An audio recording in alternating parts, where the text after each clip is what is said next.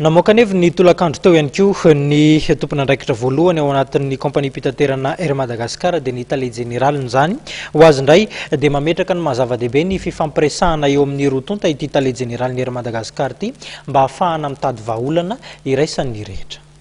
Nitondran'ny Tale Générale ny kompania mpitaterana Air Madagascar fanazavana ireo teboka samihafa izay navotran'ireo sandika mitaky ny fametraha-pialany ny mpitantan'ny kompania.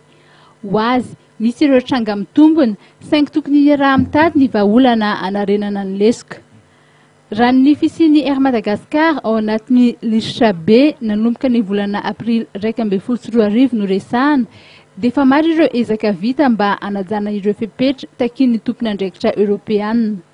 Andrasana amin'izao ny fisian'ny fanadiadiana na ny audit. Mandra-pivoahan'ny Air Madagascar anatin'ny listra B izay dia tsy maintsy mampiasa teratany vahiny ho an'ireo sidina sasany ny kompania mpitaterana. Voaresaka ihany koa ny fanodikodinana ny sidina na ny vol détourné sy ny fahasahiranana arabolan'ny kompania. Satria betsaka koa moa zany no misy filazana mikasika an'ilay hoe misy vol nahodikodigna na vol détourné sy ny karazany dia zay zany lazainay koa hoe na ohatra ka nisy ireny vol natao reny zany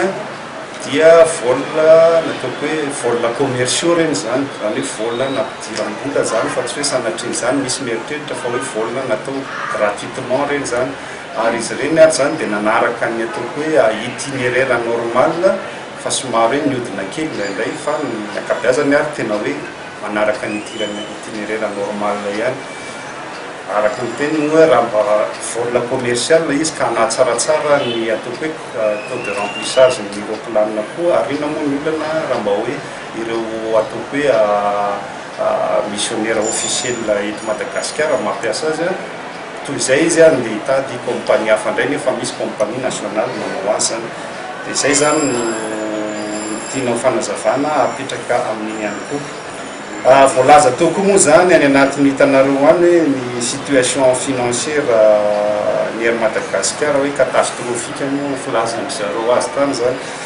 Ny tiako tenenina fotsiny zany dia marina fa mety hoe mbola marefirefo ny situation financière ny Air Madagascar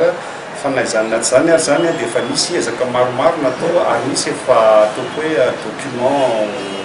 mipetraka zany zao plan de redressement sy restructuration napetraka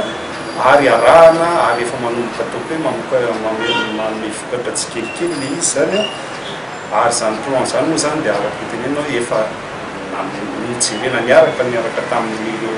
ataoko hoe mpamatsy vola na FMI zany tamin'ny fotoana nandalo vatery zany. Da ankehitriny zany efa mba manomboka mandeha tsikelikely ary ny tanjona moa dia mba hoe anana ny autonomie na ny fiarandoha tanteraka Air Madagascar fa tsy sanatria araka ny filaza matetika any andeha tsy maintsy angataka subvention foana amin'ny fanjakana sanatria izany vao afaka tena iodina zany amin'izy. Raha ny toe-bolan'ny Air Madagascar izay no resahana dia nisy ny déficit 40 tapitrisa $, ny taona 2024,